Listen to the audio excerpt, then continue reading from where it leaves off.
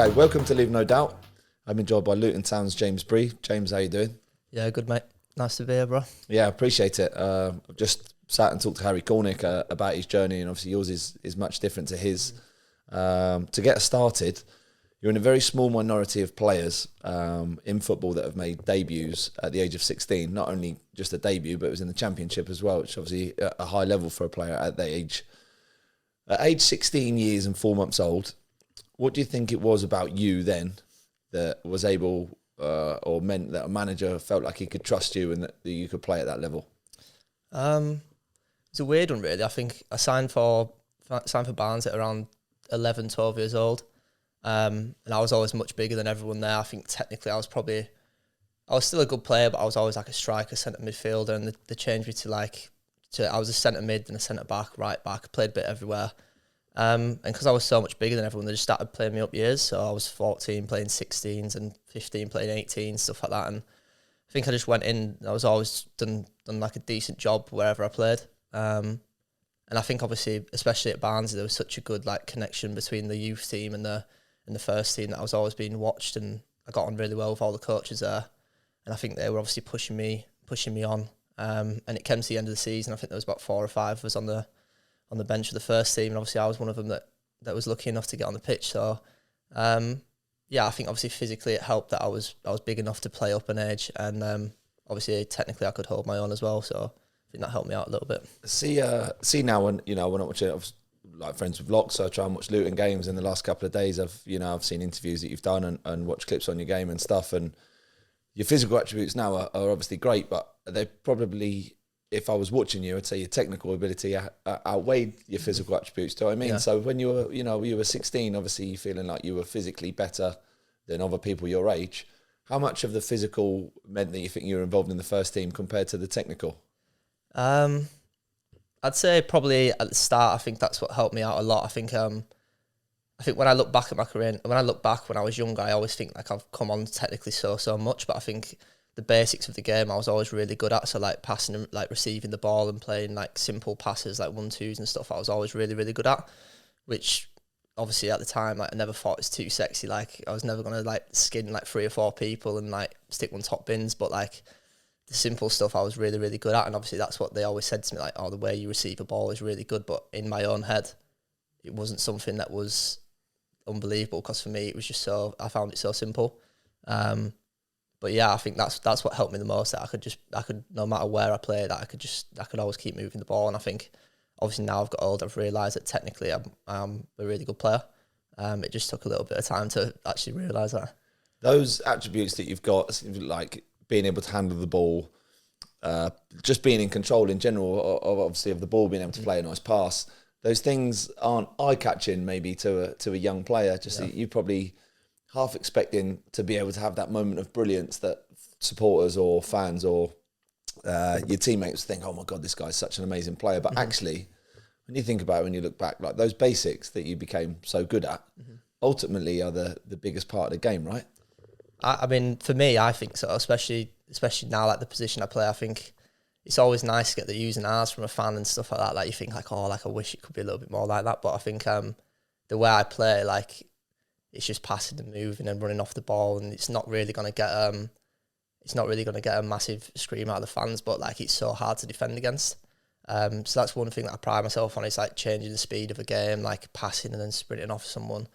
And I think obviously when I was younger, like that's just something that I always done, and because I was playing up, saying 14, playing 18s, like I've already said, like I had to do that because there was players that were probably a little bit bigger and stronger than me at that time, but obviously they switched off and like I could run off the back of them. And I think I've just took it from there. I think playing up has helped me massively when I was younger. And I always realised when I went back and played my age group for the FA Youth Cup just how different it was. But yeah, I think it's helped me a long way. It's just one of those things, because I used to play 5-a-side all the time with my friends when I was younger, and I'd go down, and I actually started at Barnes with my best friend who lived up the road from me. Jack Alton he was called, and technically he was a lot smaller than me, but he was just a little baller, like little ginger kid, like grew up on the streets, like just unbelievable. It's like street footballer kind of thing. And we'd go play 5-a-side, and the lads would be looking at him like, oh my God, Alts, he's unbelievable. And then me like not being able to take on like a 50-year-old man on like the 3G. But yeah, like it comes around. Like now, I'm so comfortable with it. Like it's really good. How important do you think it is for young players to, maybe to master those basics, but to practice those basics? Because, ultimately as they get older, there's not so many moments in games where, I've got the numbers we'll go through a little bit later, but your assists and your service into the box is obviously exceptional, but the basics of handling the ball, first touch, finding a pass, weight, direction, angle, all that sort of stuff seems so basic, but it's no wonder like Man City, obviously the best team, like they make everything look so easy. Yeah. How important do you think it is for young players to really master those basics? I think it's super important. I think it's one of those things where everyone, if you practice it enough, everyone can do it. It's such a simple thing to be able to. It's not a simple thing, but it's probably the easiest thing to learn because you literally all you need is a ball and a wall. Just pass it against the wall, take a touch. That's all I used to do when I was younger. I was lucky enough because my dad, he does gardening and stuff now, so like he made like a little astroturf and that made me like my own goal in the back garden, and he stacked up like loads of bricks that he'd got from working on other people's houses and stuff. And so I just stand out in the back garden for hours, just kicking it against this wall, receiving it, having a shot at goal, just do that over and over again. And I think it's just so important that the little 5-yard passes, just being able to hold onto the ball, just knowing what to do when you're in tight situations and stuff like that it is so important, because not everyone's going to be blisteringly quick or be able to do 20 step overs and skin someone. Like it's just the little stuff, like little passes and how good your touches can take you a really long way. As a 16-year-old, I can't imagine you obviously knew much about professional football or what it was going to be like at that age. As you sort of, you started, you made your debut, and as you start being more and more involved, what did professional football look like for you? How did it feel? It was a strange one really, because I felt when I went up at Barnsley, when I was training with the first team, it was so strange because I'd always skipped my own age group, so I never really was with the friends that I came through with. So it was always going up. I was always like getting used to new people and seeing everyone. So I think when I finally got up into that first team, I felt like I belonged there football wise, but everyone was so much older than me. Obviously I was 16, the lads in there were like, I think when I made my debut, it was quite an old team at Barnsley. They changed the way they'd done it, and they were all like 28, 30. So like it was strange really, because having conversations with people at that age it's like it's a completely different lifestyle. They're all talking about like the wives, the kids, families, and I'm sat there like I'm still in school. Like it's like nothing really that we had in common with each other. But the lads there were always really good with me and looked after me, obviously, when I went and trained up with them. So it was a strange one getting used to it, and obviously like the ins and outs of football that I didn't really understand, like being in every single day and stuff like that, and the like how you need to look after your body. Like obviously you get used to that like the older you get. But yeah, it was a strange feeling at the start.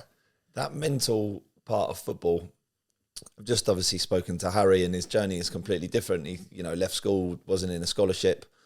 Just spoken, a funny story about him leaving McDonald's and getting an opportunity to play for Christchurch's first team. That like he never played. I was talking about never playing with any pressure, because as a youth player, when you're in an academy, obviously you're always being judged. There's new contracts all the time. You're being asked to play up age groups, which I can imagine is pressure. Desperate to do well, desperate to impress.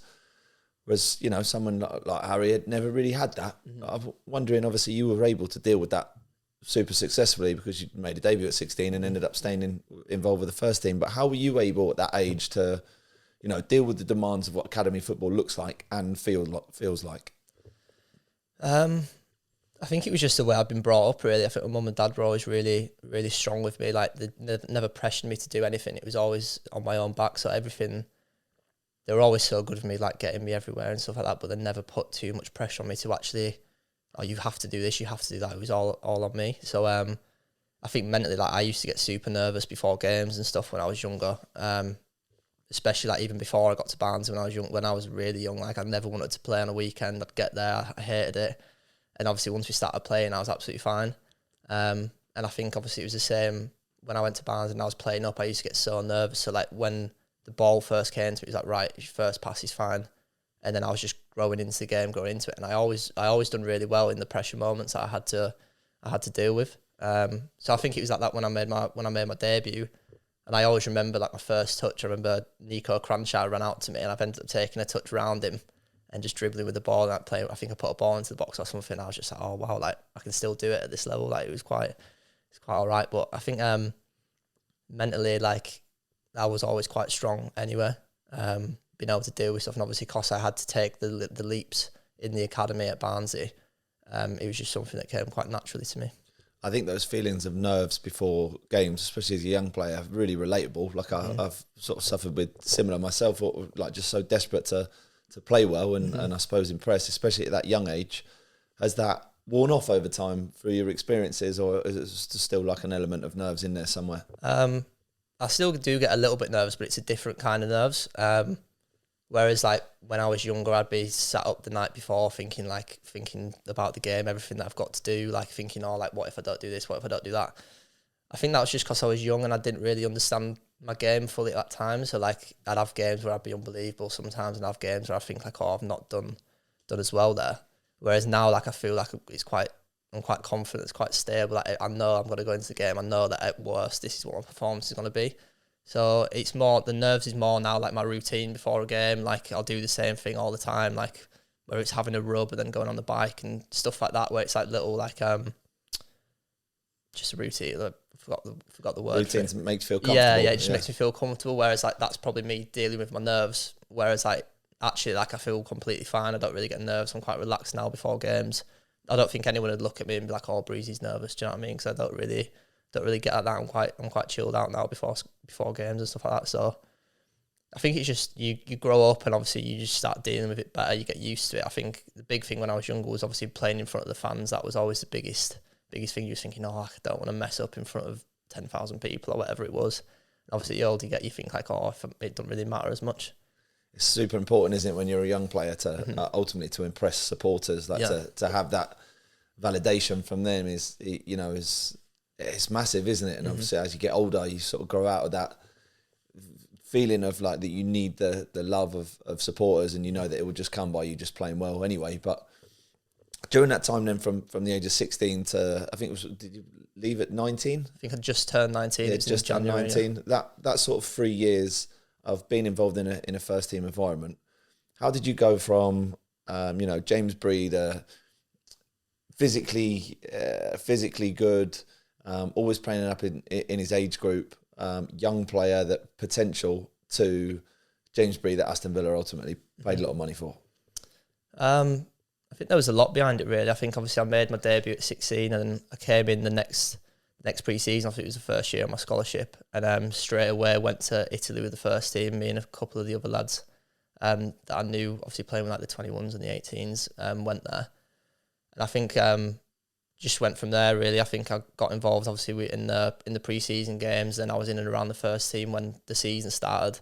Obviously I was still 16 years old, and I think it just being in and training every day, obviously like technically I was always going to get better, and just more comfortable with everything. And yeah, obviously I just got thrown in a couple of times. Like I think I was the second choice right back at 16. I think the right back at the time was Reece Brown, I think it was.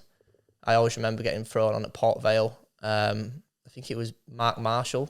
He was a good player. Yeah, little winger. He was. I think Reece. I don't spoke to him in age, but you fair to say he was ripping him up in the first half. And I remember the manager going to me, right, get ready. I just want you to show him down the line, just do a job on him. I got thrown on. Obviously, it was just more defend. I can't even remember making a pass in that game, but I was just doing a job on him and done okay. And obviously, like played a few more games after that. But I think it was just obviously I think injuries played a big part in it as well, because I had I didn't have a stress fracture in my back, but like I had the signs of it. So I had like 4 or 5 months out when I was 16, which kind of stopped me from playing. Then when I came back, my hamstrings were like going a little bit. So it was more like just getting physically strong enough to be ready to play first team football, because I got thrown in at such an early age. I don't think my body was quite ready for it, even though I was big and strong enough to play in it. It was breaking down a little. So just getting used to my body a little bit more, and then obviously when I was coming back, doing everything right. And then by the time I was 17, 18, I was ready to really kick on and felt like I was really meant to be there. You touched on before about playing in different positions as a youth player, striker, winger, centre midfielder, defender. And it happens so often, doesn't it, in youth football that, the striker, when he's 15 years old, by the time he's 22, is a left back or a right back or wherever it might be.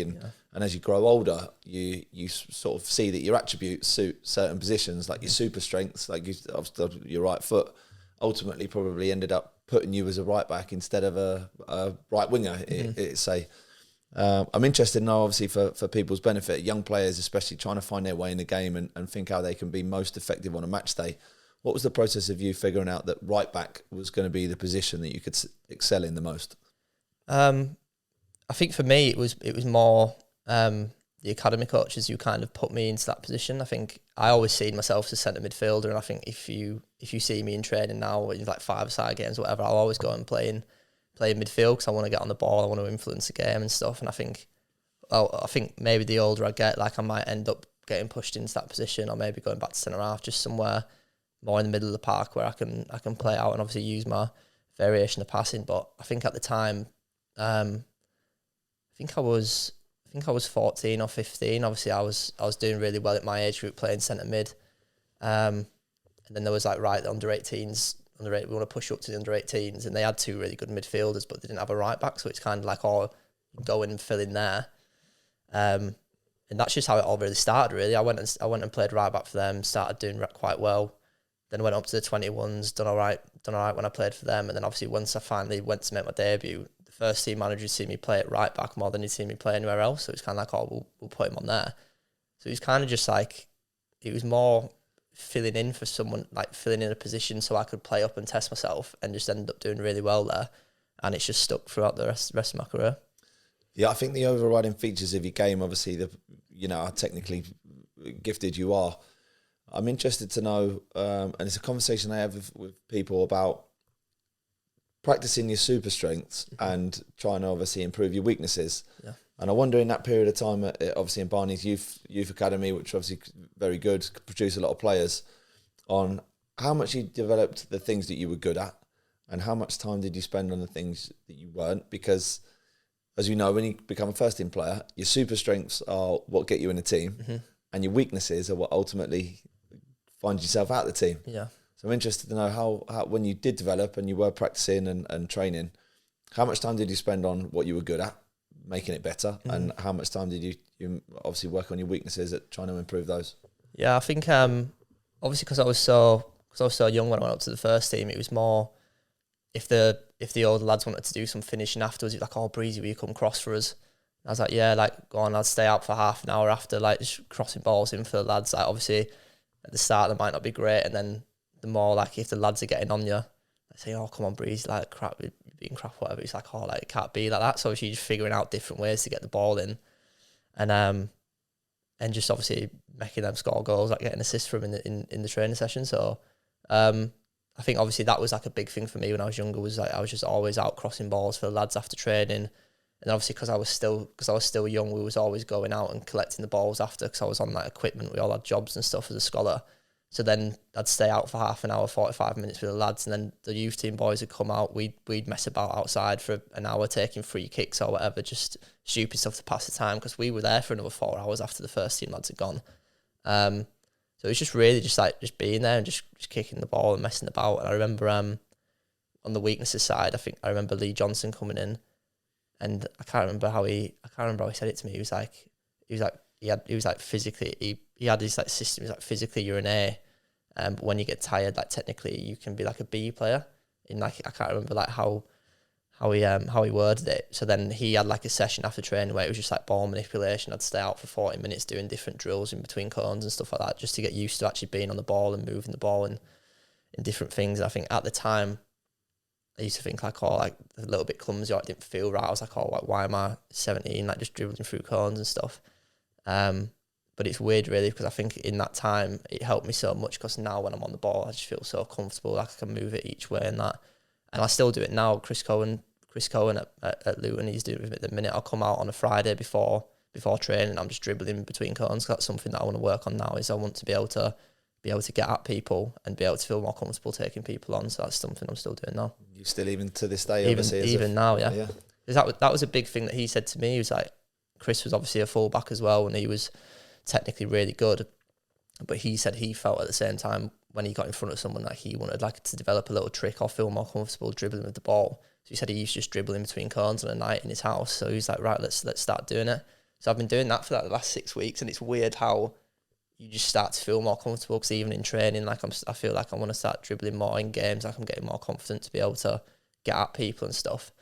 So it's just little stuff like that, going back to basics really, and I feel really good for it. How easy is that for you to, because I can imagine, only playing the National League, so it's not obviously a great level. You're a fully fledged Championship player. You've played in the Championship for years and years, but you're still going out to training before it starts, because it would probably be easier to do it after, right? Because before training always feels like a bit of a shot to the ego, like, oh, you're going out before training to practice. Like, it's like lads sort of look at it a little bit funny. Yeah. You're still able to do that, obviously, as playing as many Championship games as you had. Yeah. What do you see the benefit in that is?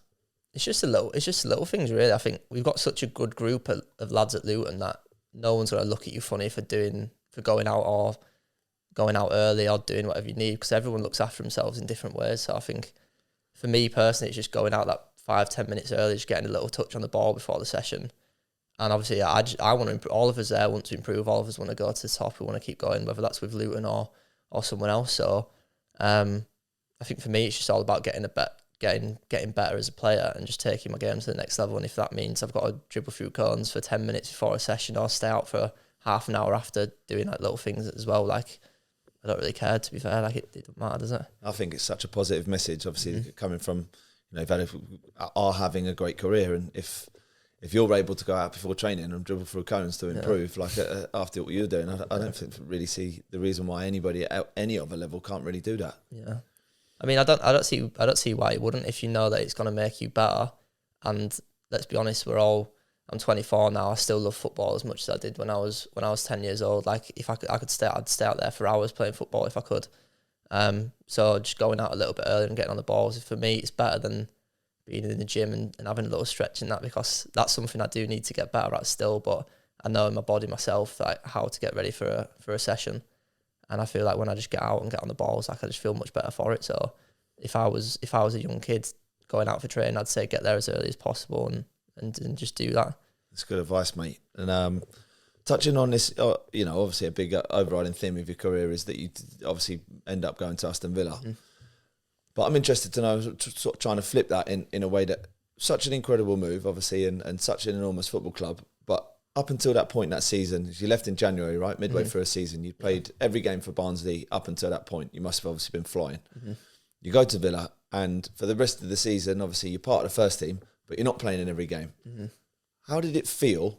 Because everybody's perception of a move like that is like, oh, that must be incredible. Yeah. And I've not had an amazing move like that, but for me at the time, obviously, it was massive. Went from the National League to League One. I played with, obviously, Locks at Bristol Rovers, but I'd gone from being the captain of an Eastleigh team to joining Bristol Rovers and not being in the starting 11. I was a substitute, and I found it really difficult to go from player, regardless of the level, player to not playing. I'm wondering, to get your opinion on it, really, that you've gone from superstar at Barnsley, is it like young player, really gifted, you go to Villa, super excited, I'd imagine, and then not really play in sort of up until that summer. What was that like? It was a strange one when I first went to Villa, because I just felt I'd done everything right in the pre-season before at Barnsley. I'd hit the ground running when I first started the season. I was just doing really well. And it just became like clockwork. I was just turning up on a Saturday, playing really well, going home, doing the same thing. Like, it was just, everything just felt normal. And obviously when it came around to January, I think I had 6 months left at Barnes in my deal. And like, there was talks, I was talking to my agent and stuff. It was like, oh, like, we want you to get like a full year really at Barnsley.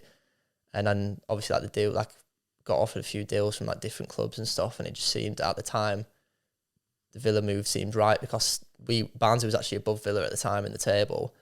But obviously, Villa being such a big club and like the players I had there, I was like, right, I'm going to Villa and I'm going straight into that team. That's what was said to me. So I was just full of confidence when I went there, and I think I started the first game against Nottingham Forest. Can't remember if I played right back or right wing back, and I done really well. Like, we ended up losing 1-0. I think Brereton Diaz came on for his debut and ended up bagging in like the 90th minute or something. So that killed me a little bit, but it was a strange one, going from just playing every single week to then being like out of it a little bit. And obviously, me being young, I was like getting thrown into like the 23s a little bit for games like match fitness and stuff like that, and it was a bit of a shock to the system. But I think at the time, because I was still young, it was like, oh, like, this is just how it's going to be at a big club like this. So rather than really kicking on and kicking up a fuss and being like, oh, like I need to be playing. I think I kind of sat back a little bit and just kind of let it happen, because I think especially at that age, like I'm still quite quiet now, so I was never going to go into that change room full of big people and start being like, nah, this is me, like I need to be playing, I need to be doing that. So it was really strange at the time, but obviously it was just one of those things that happened like that. At a massive elite football club like Aston Villa, what as a young professional footballer who really you hadn't obviously experienced any other club, any other changing room, you go to this, I know that obviously at the same level, but the I can imagine the facilities and the level of the club obviously was much, much bigger. What did that do for you and your football lifestyle? How were you able to develop into, that elite footballer from when you moved from Barnsley? I think it was just, obviously the club itself was unbelievable. The facilities were crazy. It was nothing that I was really used to compared to Barnsley. And I loved it at Barnsley, like everything. I thought they had everything there, but I went there, it was just a different level. But I think just getting to where I am now, it was just being around those players that had played in the Premier League for so long, that had every single attribute you could think of. There was, I remember El Mohammadi at the time signed at right back whilst I was there, and his touch and cross was just unbelievable. He had it on lock every single time. So it was just, I'd stay out for ages with him and Alan Hutton, and we'd just be crossing balls, like I said, and just watching him and how he'd done it, and he'd give me like little tips. And I think being around those players who were so good and were used to that standard, it kind of kicks you on, because you don't want to be the one who's lagging behind or who's letting everyone down. So you have to be at it every single day. You had to train well in training just to be able to get a sniff of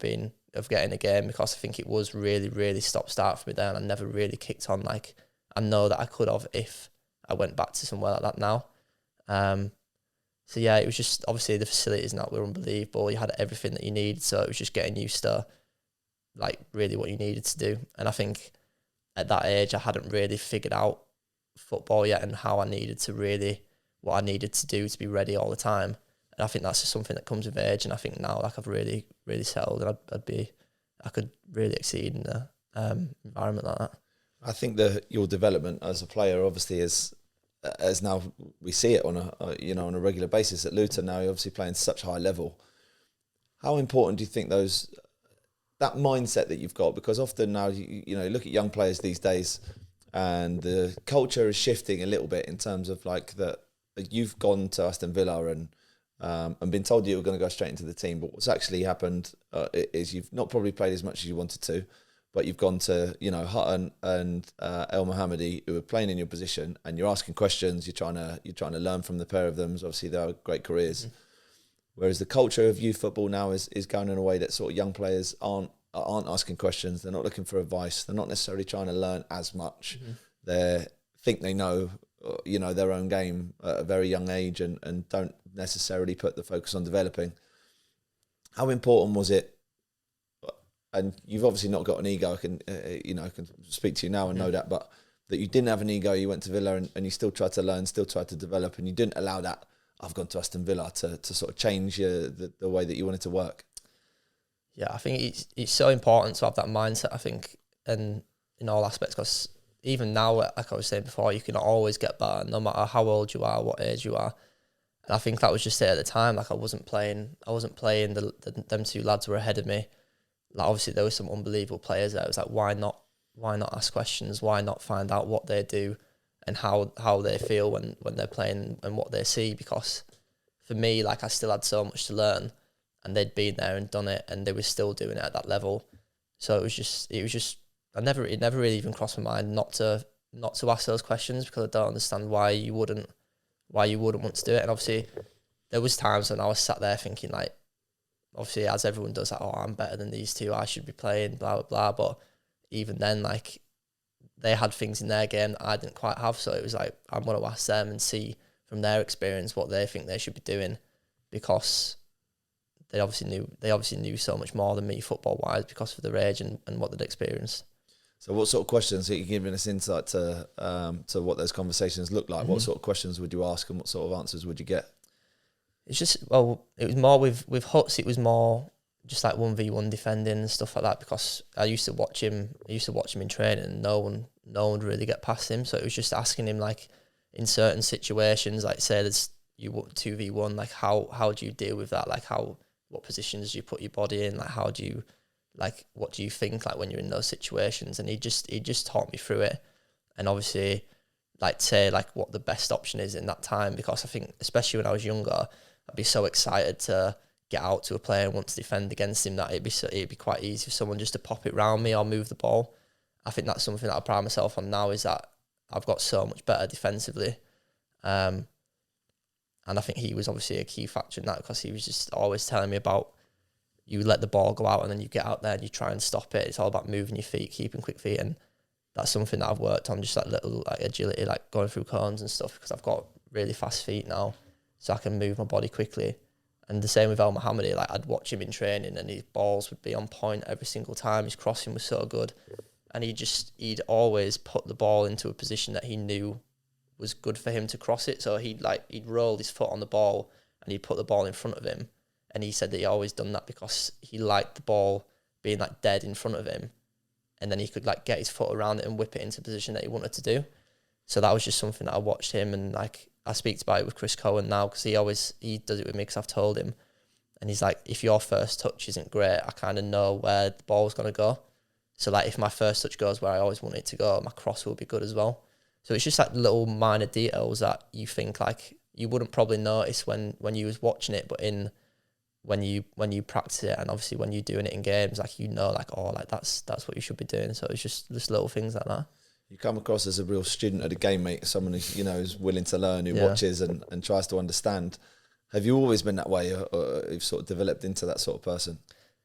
I think when I was younger, I loved football so much. I'd sit down and watch it, and then half time I'd go out in the back garden, I'd be kicking the ball about, and I'd come back and watch the second half of the game. I think the older I've got, the less football I watch. I don't really watch football as much now, but obviously when it comes to, like, clips and, like, making myself better, like, I'm quite big on that. So, like, I'm always willing to learn and do stuff like that. But when it comes to actually watching football and studying other people, it's not something that I do too much, actually. But I do still really, when it comes to myself and wanting to get better, it's something that I take pride in. The process of, you just said they're watching clips. Mm-hmm. It's not actually something I've spoken to many players about, really. So for whatever reason, it's not come up in many conversations. But can you give an insight to people? Because not everybody obviously listening to this podcast will be a player. And at different levels, obviously, different players get access to clips or not. I think there's something called VO, which basically, like, films sort of like the lower level games. But I think everybody really at any level now can get access to their match footage.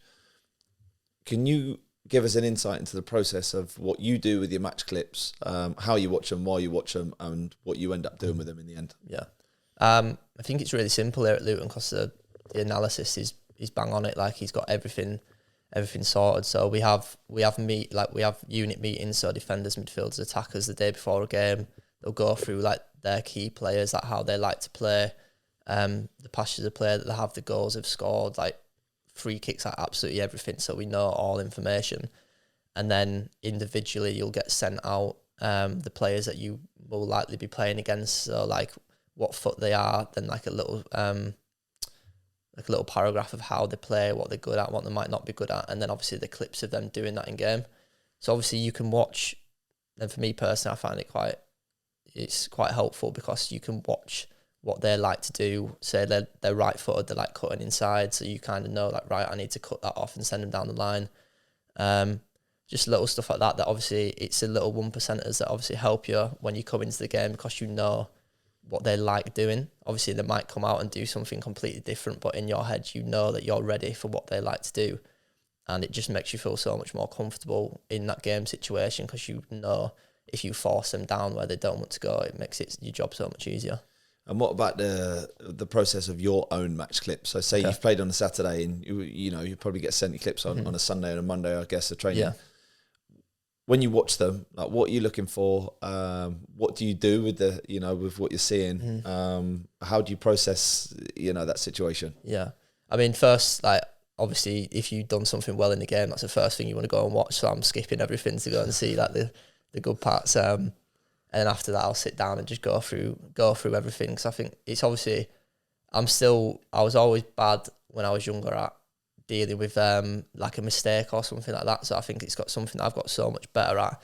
So obviously when you watch yourself, if you do like a bad pass, you still like cringe a little bit, like, oh, that was rubbish, you know what I mean? But I think it's just watching it and just seeing what could I have done in that situation. So you'll pause it, say you've done a simple pass inside, could you have played the ball down the line or got it forward? So just knowing that you actually have more time when you watch it back than you think you do in the game. So it's just little things, just always thinking like, how can I improve? How can I do things different? Because I think watching them back, like it's probably 15, 20 minutes of your time sat at home on the sofa, just whilst I'm not going to be doing anything anyway. Just to really watch it and know how you played and what else you could do. Would your advice be to people to obviously watch stuff back then? Because say necessarily like you have a bad game, like you'd still watch that back.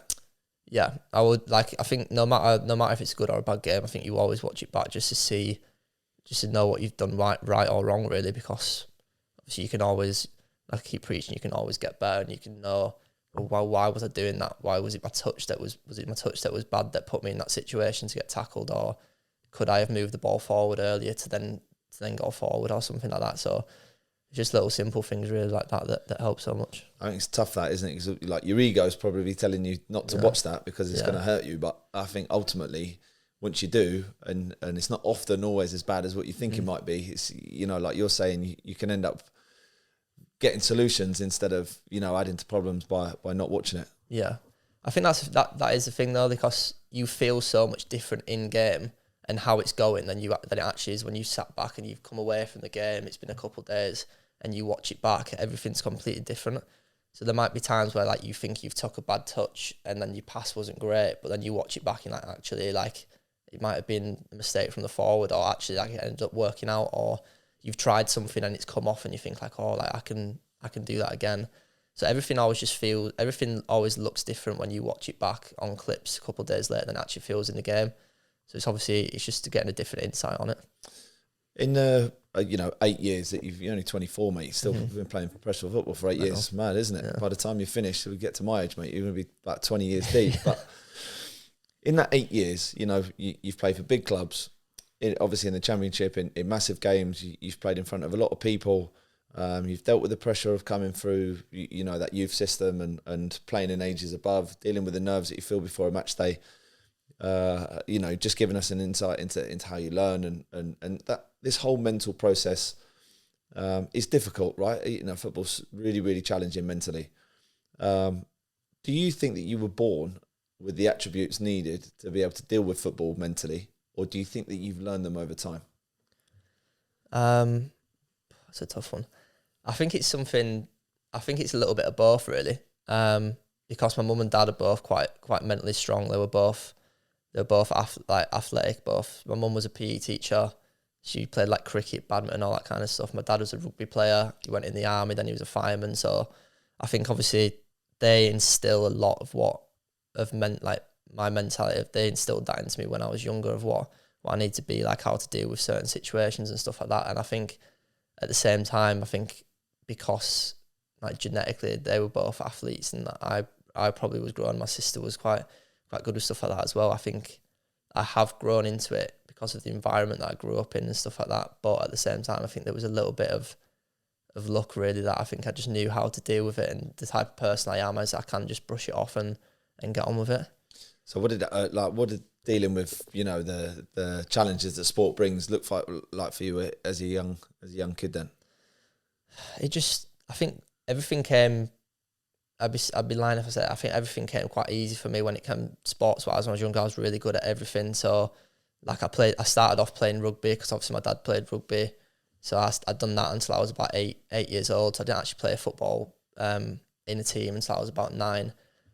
So I was just playing anything that I could. If I was at school, whether it was rounders, cricket, badminton. My mum and dad played badminton, so I played badminton on a Wednesday as well, Wednesday nights. I actually played in their league with them when I was 14. Obviously, I was still at Barnsley and I was playing on a Wednesday night in that badminton matches and stuff.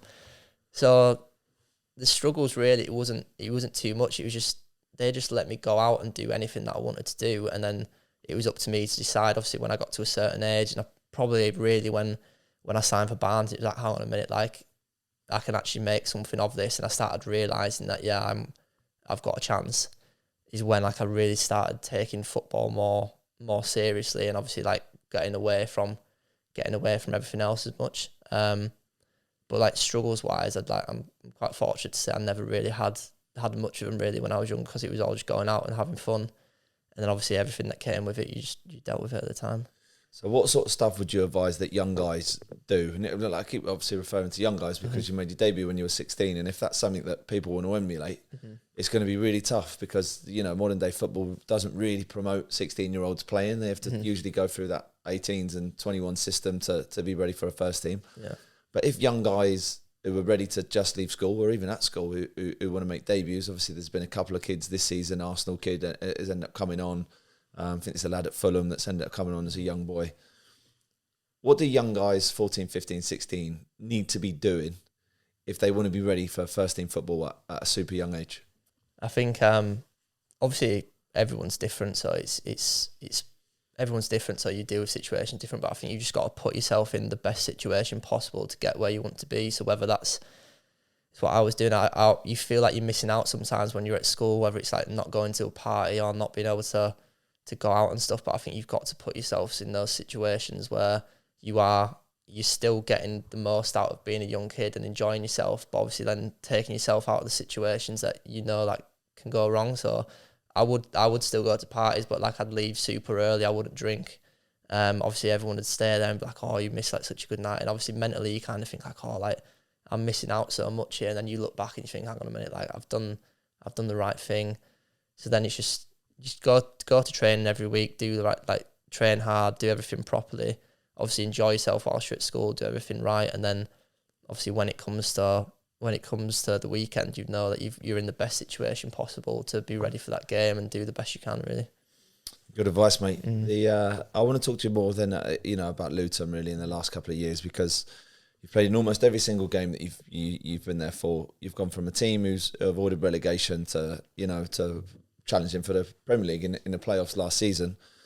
How have you been able to play, so well and so consistently over the last few years? And go from that team who's, who were relegation bound possibly in the Championship to pushing to the Premier League. What's happened? I think it's just like a shift in mindset, really, and really just believing in myself, because I think obviously when I first came on loan initially, when Luton first got into the Championship, I think as a team we struggled a little bit the first like half of the season, and then personally I was playing every single game, but like I'd have good games, I've had crap games. Like I think the fans were probably on me a little bit at the time as well, and I think it was just dealing with that. And I think obviously we had COVID and we had lockdown halfway through that season, and I think obviously we had 12 weeks away from football and there was nothing else to do, and I was like, I had 2 weeks just messing about, obviously doing whatever I wanted at home. And then I was like, right, we didn't know if it was going to go back. I was like, I'm just going to get myself in the best position possible going back. So it was just running every day, doing the gym, like getting physically super, super fit. And I think when eventually we did go back to Luton at that time, I was in such a good spot physically and mentally, because I was so ready to go back. Obviously, football was the only thing that you could focus on. And I'd got myself in such a good position that when I came back, I was absolutely flying. And I always say, like, now if I talk to people ask me, like, lockdown really, really helped me, really. I think it probably took my career to where it was now, because I was probably in an in-between zone where I'd done okay at Luton, but I was going to go back to Villa. They probably wouldn't have took me back. So I went back to Luton, absolutely flying, done really well there. Obviously, we ended up staying up on the last day of the season. Then it was like, right, we want to take you back. So when that situation... When that came up, I was dying to go back, and then I was just ready to get it. People, would train at home through the summers and stuff like that. Lockdown ended up being sort of like a weird off season in a way, didn't it? Where sort of like I was running most days, similar to you, but not anywhere near as fit as you are. For the benefit of other people who are, if they're at home, they wanted to try and get fit, or they're not in a train, or they might be in a training environment. Say if it's part time and they want to get fit the other days. What sort of stuff were you doing? Like specifically, what runs were you doing? Yeah. Where were you getting your info from? And what did that sort of lockdown pre-season that you've done look like? It was just anything really. Obviously, Luton sent like running sessions and stuff, like little gym sessions through for you to do at home. But obviously I was so bored during lockdown, there was nothing else to do. It was like, why not use my time wisely? So my friend's a PT, so I was getting him to send me over gym sessions. So I'd do a gym session every single morning, then I'd do legs a couple of times a week. And then obviously I'd go out on a walk, and then I'd run on the treadmill, do like a 5K on there. And then obviously it was just like different stuff. The next day I'd go to the pitch, I'd do a long pitch session, I'd be down there for 2 hours. And then it's just little stuff like that, really. I think if you've got the time if you've got the time to do it, and you've got the effort and you want to do it and you want to get fitter and stronger, I think as long as you're doing something active, then it's going to work for you. Obviously everyone's different, but I was doing 5Ks, I was doing hill sprints, I was just doing absolutely anything really, but just seeing what worked for me. And obviously it did. I felt so much more powerful and so much more fit when I came back, and I've just carried on that. Yeah, how have you been able to stay? Because obviously, when you're playing in a season, it's difficult to be smashing fitness. Obviously, during the week, how have you been able to maintain that level whilst obviously being able to play on match days? Yeah, I think once I started being like that, I think it just makes you realise your body. So I started looking after myself a little bit more. So like my diet's got so much better, like how much I eat, what I'm eating.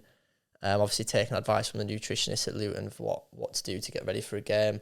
And I'm quite big into the gym as well, so I'll go to football, I'll train there, do a little bit of gym after football, come home, I'll have a nap, I'll go to the gym again on a night, like go in the pool, stuff like that, have a stretch, just because it's quite boring sometimes. But everyone says, well, being a footballer is so fun, but like it's quite boring sometimes, because you get back from football, you about 2ish, then you've got all day where it's like, well, I can't really go out, I can't go really have like a nice meal, can't go do this and that sometimes if you're getting ready for a game. So it's like, what else can I do? So my normal day is really boring. I'll go and train, come back, have a nap, wake up, have some dinner, go to the gym, come back, sleep. Do you know what I mean? So like it's just little stuff like that where, like, for me, doing the gym helps me feel stronger, it helps me feel better mentally as well.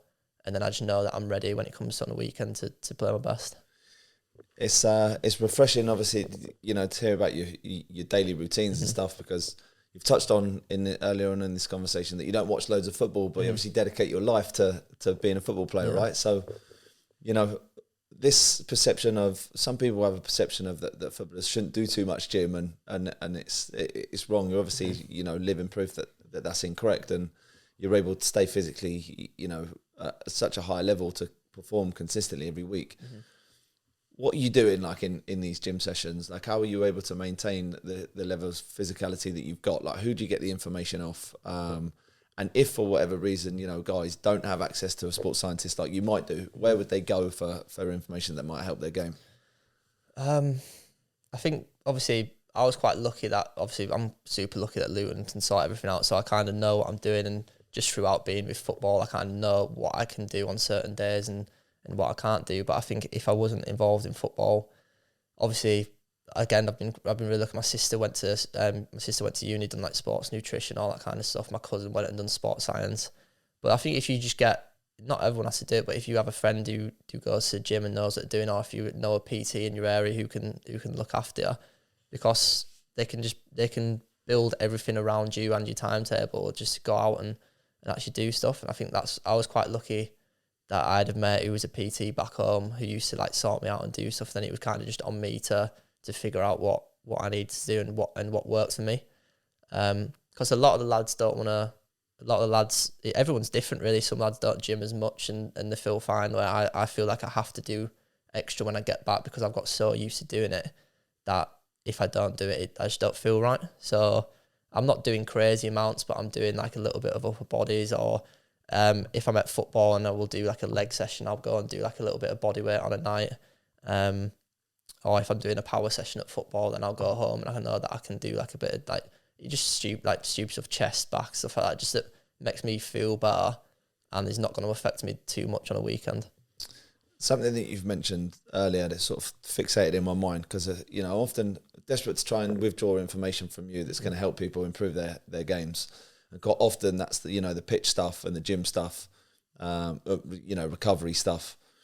But something that you've mentioned there, you've mentioned of your sister's a sports nutritionist, and you've mentioned food and how you sort of changing your diet and speaking to a nutritionist has managed to help you. I I think it's such an important part of elite football.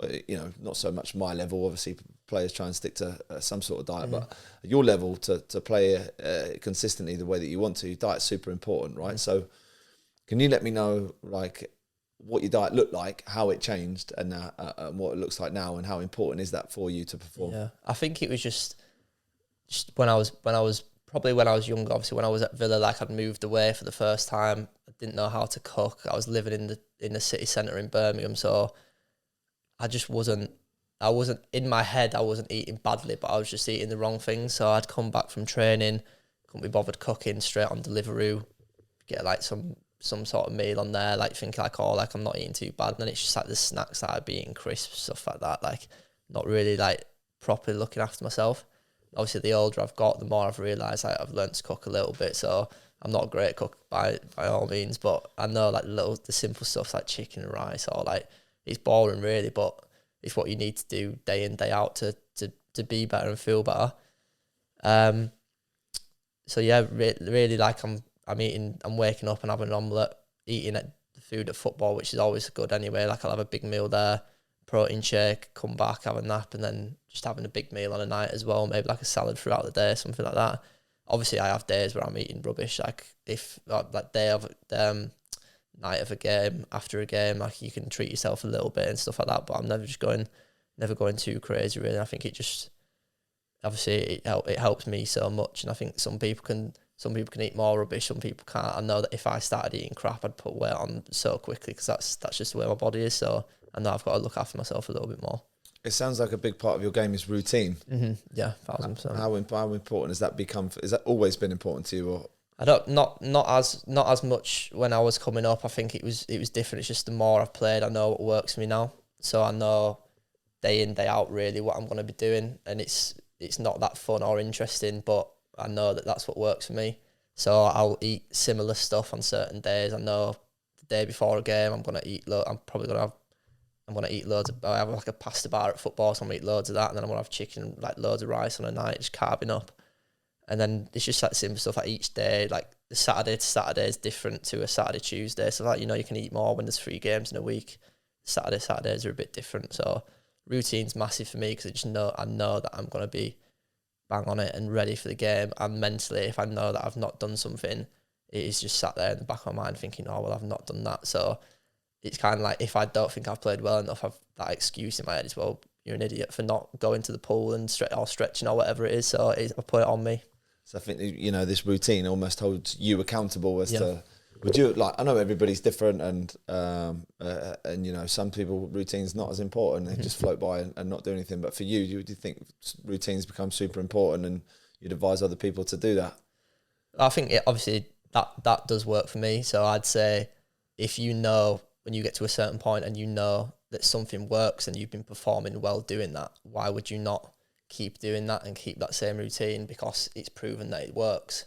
So keep doing that. Whereas some people might just go and do whatever they want and still be able to turn up on a weekend and do whatever. And I think I have been able to do that in the past, where obviously my football abilities took me to that point. But for now, with the consistency that I want to play at, I like knowing what I'm doing and knowing that I feel a certain way going into a game, that I'm ready for it and I've got no excuses.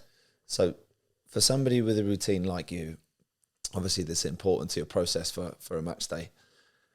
What's the process of things being included in the routine or being taken out of the routine?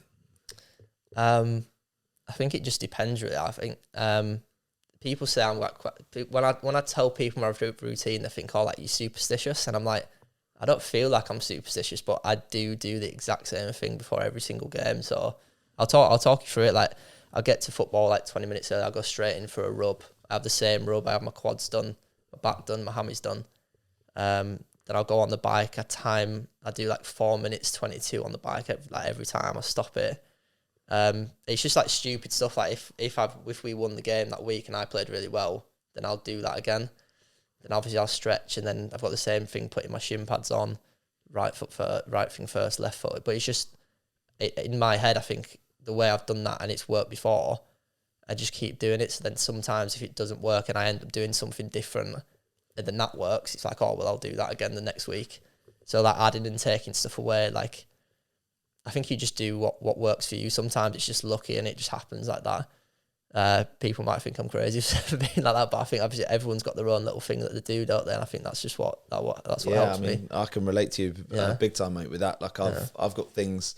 I suffer with nerves, like similar when you talked about when you're a kid. You obviously get quite nervous. I've always suffered with nerves before games and stuff, and I felt like this, the routine that I end up growing into helped me sort of control that feeling of nervousness. That's sort of like I was in control of what I was doing. So, I walk out the changing room door second, even like I'm the captain of my club at the moment. I let the goalkeeper walk first and then I follow him. Like I'll tap my legs 6 times before kick off on all these little things. Like I don't see them now as like, because they can be seen as like that you're mentally weak almost, I suppose. Like, superstition, why do you need to do that?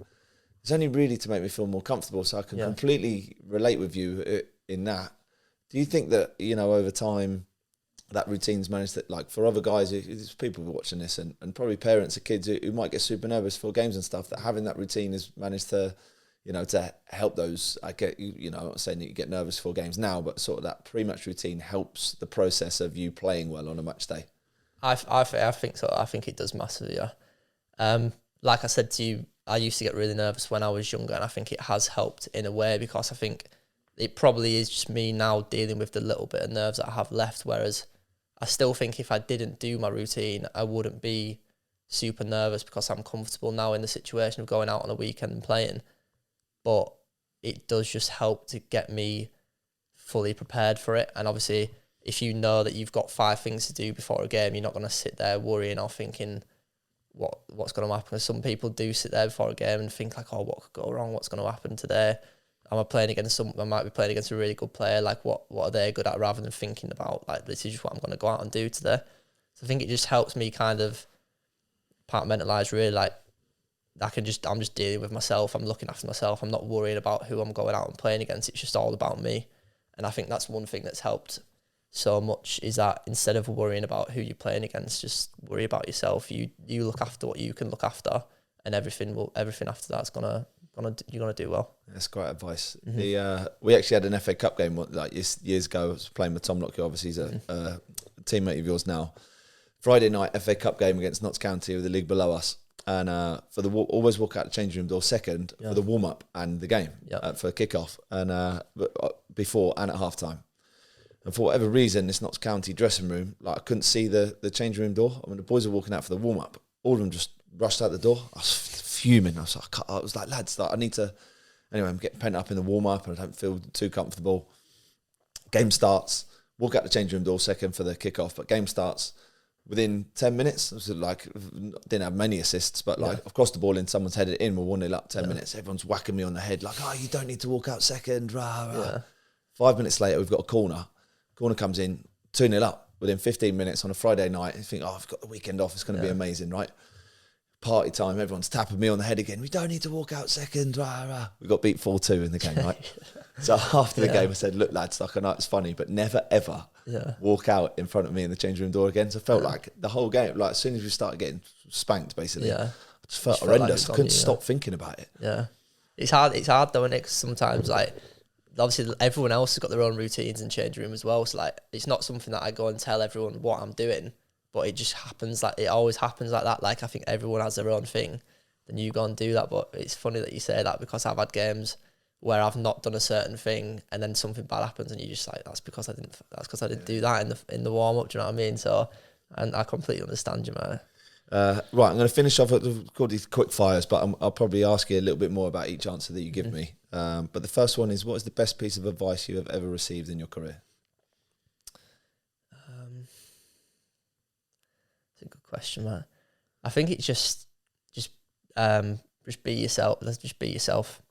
Just go out and just do what you can do, control what you can control, and then you don't really have to worry about nothing else, because if you're in a place where you're strong enough to go out and compete, you don't really have to worry about anyone else. I think just be like actual like little bits of advice. I've got so much pieces over my whole career, but I think that's just something my dad always used to say to me, is just be yourself, worry about what I think I've said it before, worry about what you can control, and everything else comes after that. That came from your old man, yeah? Yeah.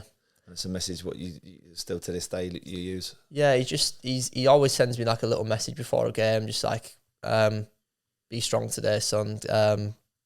Good get, whatever. You know, like little things like that, and I'm just like, will do, Dad. Like, will do. Like, obviously just little things, and I think it just helps me massively. It's been so good for me throughout my career. I think it's just something that always sticks in me now. It's just, especially where I am at the minute, it's just obviously look after yourself, and then everything falls into place after that. We've obviously just been discussing routines, and my dad's very similar to yours. He sort of always texts me before any game, wherever he is. Yeah. And it's probably part of their routine, right? So that, like, if I know that if my old man didn't text me and I didn't for whatever reason play very well or we got beat, he'd probably think that it was his fault for not messaging me. I know. I think especially with my parents, like I love them to bits. They come to every single game. Obviously, they still live in Wakefield, where I'm from, which is probably about 2.5 hours to get to here. They're there every game. I'll see them for 10, 15 minutes after a game. My mum and dad my dad heads every single ball in the stands. My mum says she's got bruises on her arm because he's up heading balls and stuff. Do you know what I mean? So he loves it. Obviously, my mum comes down as well. She loves watching me play, but she gets not as much now, but especially before, because she's comfortable with me at Luton. But she used to get so nervous. Like, it's hard for parents sometimes when they're in with the fans, because you never know what you're going to hear about your son. They don't want to hear that. Do you know what I mean? Especially when I was at Villa, they just didn't enjoy it as much because obviously it was such a big club, and like the fans would get on you if you weren't playing so well.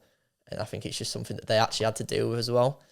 But no, the routine for them, I'll speak to my mum the night before a game, if we're away, if I'm at home, have a little 20-minute chat to them too. Then my dad will always send me like a nice text before a game, and then even though I'm seeing him after, he'll always give me like a little rundown afterwards, like, oh, well played today, son, really, really aggressive, or not the best game today, whatever. You know, just little things just to like keep me in. Just keep me humble, really, just stuff like that. Yeah, I think it's quite unique, actually. It's quite special that your old man's managed to build a relationship with you where you know that he's super passionate about your game, but you don't feel that he's putting you under any pressure to perform. Yeah. No, I think it's just the way it is. He was always, his big thing with me when I was younger was do your best, because he'd watch me and he says sometimes, like, it's a couple of times where I'd play and it's like if I wasn't trying hard enough, that was the one thing he always said was work hard and do it properly. Else, what's the point in being there? But he would never, if I had a bad game, he'd never hammer me. If I had a good game, he'd never big me up too much. It was always just do it properly. And if he knew that I was trying my best, like that was all he wanted. Yeah, that was all he wanted. Sounds like a good guy. Yeah. This one tricks people up sometimes. What was your best performance, in your opinion, ever? Best performance. It's a tough one. I think there's been few for like different reasons, but the one that I always remember was when I was at Barnsley and we played against Nottingham Forest. I think it was just before I moved to Villa. I think it probably helped me get a move, to be fair. I think we ended up losing 3-2 as well, but I always remember just the one moment. It's my favourite assist I've ever got. I played like a 1-2 with Marley Watkins, took a big touch down the line and whipped a cross in. And obviously, I think Sam Winnell headed it in. I think we went 1-0 up after like 2 minutes. And I ended up getting man of the match that day. I think it was the first time I got man of the match. I think I had a bottle of champagne. Like, afterwards, I was taking a photo of it, everybody off it. And we ended up losing 3-2. But I just remember, I don't know if it actually was my best performance overall, but it's the one that sticks in my head the most. I think obviously it was my first man of the match in like a professional game. Like, I remember the assist so well. And I think like in and out, it's like little bits of my game was really good. But I can't. Obviously, picking out like your favourite games so difficult tough, sometimes off the cuff, but that's the one that sticks in my head the most. Because I asked that question really to sort of gain some perspective over, did you feel a certain way before that game? Like, did you prepare a different way? Like, what was the overall surroundings? Obviously you sticking out a moment of your favourite assist and man of the match, but was there anything else as part of that match day experience that you can remember sticking out, as in you did this, so that happened or whatever? It's weird. I think I always remember. I think I had a girlfriend at the time and we'd fallen out just before the game or something, and I was just proper up for the game. I was like, right, I'm just gonna go out there and like, I think I was like, I want to do someone early doors or like something like that. I was just super up for the game, and obviously it ended up working out for me in the end. I think I ended up going out after that night, and it was all fine. Like, your missus now is gonna have to start having arguments with her before match day. Just start kicking off and that. I don't think it'd work all the time, but that one thing, like, it worked out all right. Next one, the most difficult moment of your career.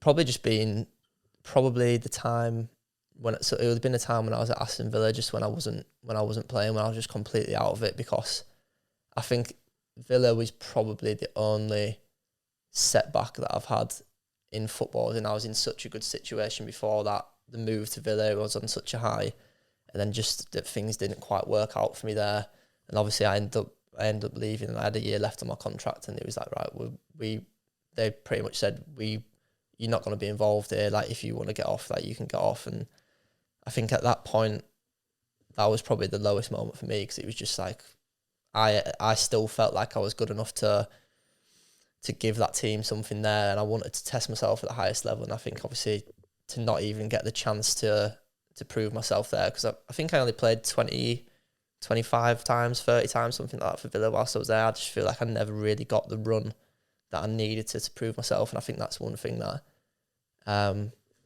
is probably the lowest point, just because I regret it so much. And I think obviously apart from that, I think even though it was such a high, I think losing the playoff semis last year with Luton was an absolute killer. Just I've been in those situations before, but I've never really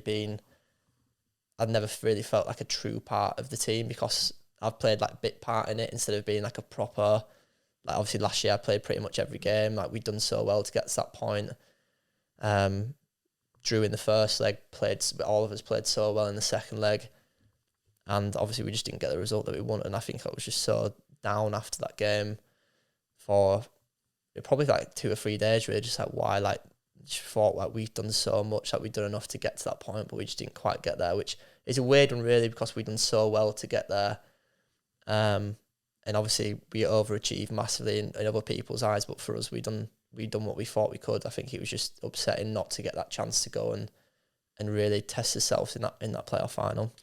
I think it does speak volumes of you, mate, really, as a player, and probably more so as a person, really, that, you know, these experiences at Villa haven't ultimately defined your football career, and you've been able to use that as motivation to go on and succeed, and hopefully obviously succeed further from this point.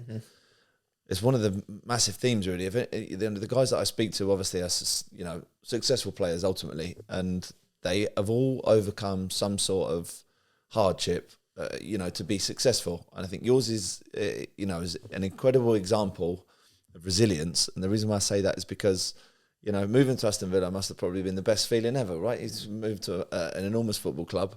The perception of it is, you know, this James Bree, superstar, young player, going to Villa, and you think, oh my God, this is going to be me for the end of time. It doesn't happen that way, obviously. It doesn't work out for you. It can be so easy then to just to fall away and to think, oh, I've been hard done by, I never got an opportunity, like it's not my fault. But you didn't allow that to happen. You've sort of used it as fuel to be successful, and it doesn't happen to everybody. Like how hard has it been for you to use that? I guess I don't want to call it a negative feeling, because it wasn't. It's still, you know, an amazing experience for you. But, you know, that challenging moment of not being in the team when you thought you should have, to go on now and to play as well as you are. I think it's just one of those things where you always look back at it, and I know that I do now. And I think I'm in such a good situation now. I'm super happy with how everything's going. Like I love it at Luton, like all the lads there are class. I think just one of them things where I think, right, and now I kind of use it as motivation, as in if I do, right, eventually I want to get back to a big club or play in the Premier League, like I said, whether it's with Luton or someone else. Like I think when I get to that point again, I just want to do everything I can to make sure that I am going to play, because in my head at the time when I was at Villa, I thought I was doing everything right. I thought I was doing enough, but when you look back and nitpick, I didn't really understand what I had to be doing at that time. So I probably wasn't doing enough. And I just think like it's just really giving me the motivation for when I do eventually get back to that point, that I know exactly what I need to do, and that I won't look back from that point. Do you know what I mean? Yeah, good. Third to last, the best player that you've ever played with?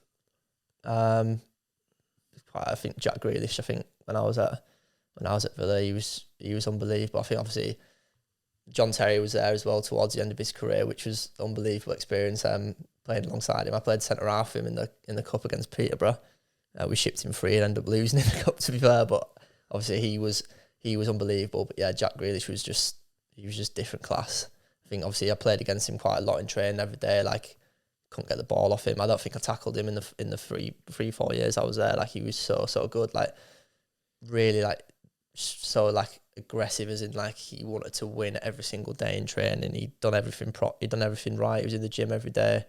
Just technically unbelievable as well. Like some of the things he'd done in training was crazy. But yeah, he definitely him.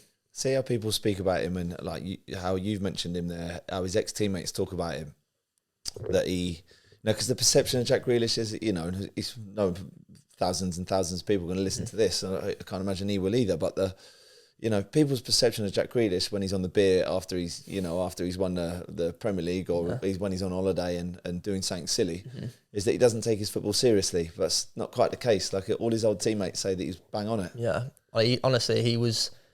You never seen it as much because he'd just he'd stay at the training ground until like 8-9 o'clock at night. Like I was there. I think like, I'll go in the gym straight after training. I'd get off home. He'd stay there with the sports scientist Ollie, who's like best friends with him. He'd stay there until on a night, or Ollie'd go around to his house and they'd do gym there. Like he was constantly getting better.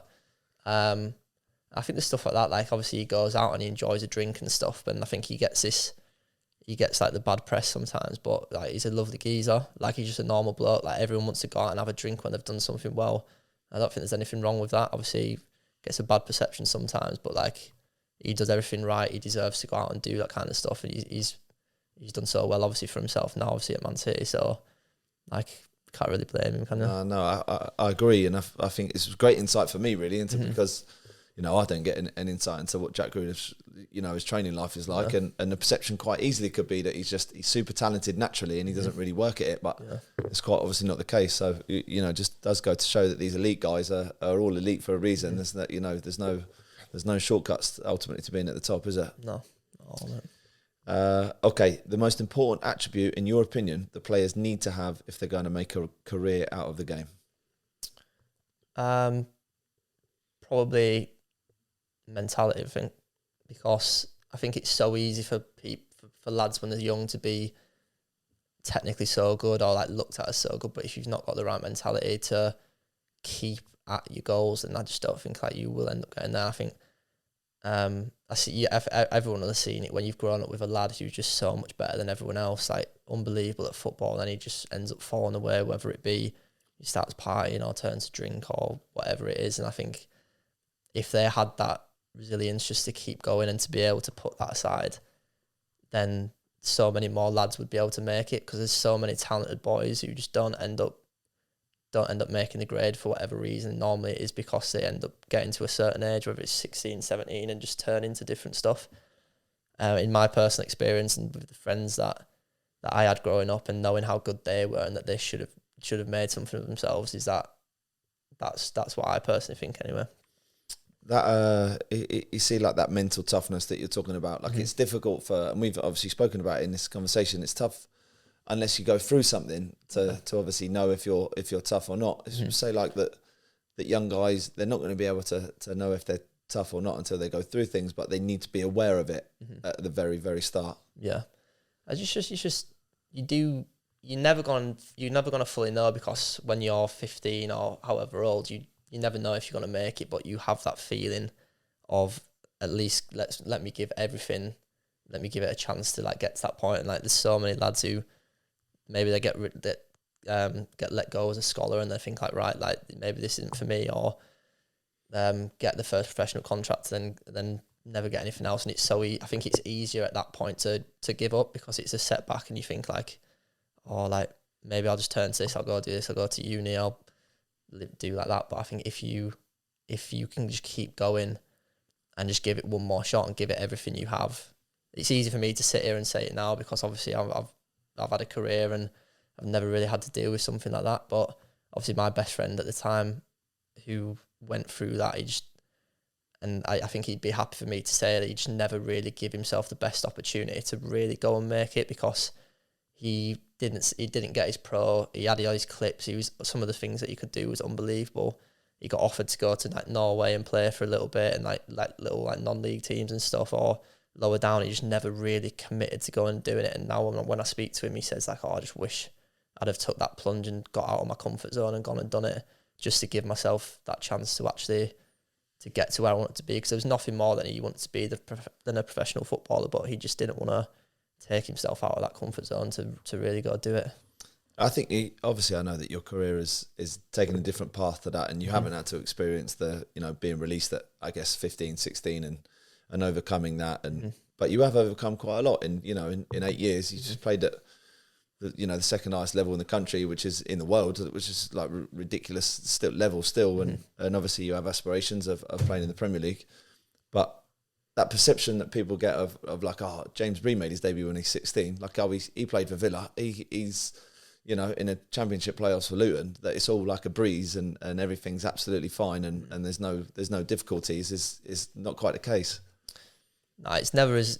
I know you're not going to want to be like, oh no, it's really hard, it's really tough, and I'm sort of almost trying to draw out challenges from you for people's benefit. But what I'm trying to get at is that no matter what level you play at, if you're successful or not, like, if one of the most successful players arguably that I've had on this podcast, so I appreciate your time, but you have had to overcome stuff to be successful. Yeah, I think looking from the outside, like everyone, the cliche like, oh, footballers get it easy, like they get paid whatever, like they don't have to go through certain stuff. Like, it's never like that. Everything's always hard behind closed doors, and I'm not going to say it's the hardest thing in the world to do, but there's days sometimes where I wake up, I don't want to go to training because your body's tired, or like something's happened at home or whatever, and you just think like, oh, I just can't really bother today. It's just getting through that and stuff. But I'll be open and honest. Like, I love football. Like, I love going in every single day, and thank God, like, I've never really had to go through something that's really,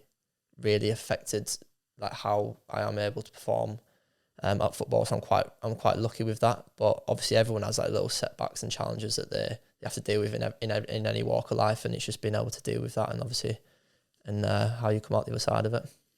Last one, mate. What advice would you give to a young James Bree just starting out his career?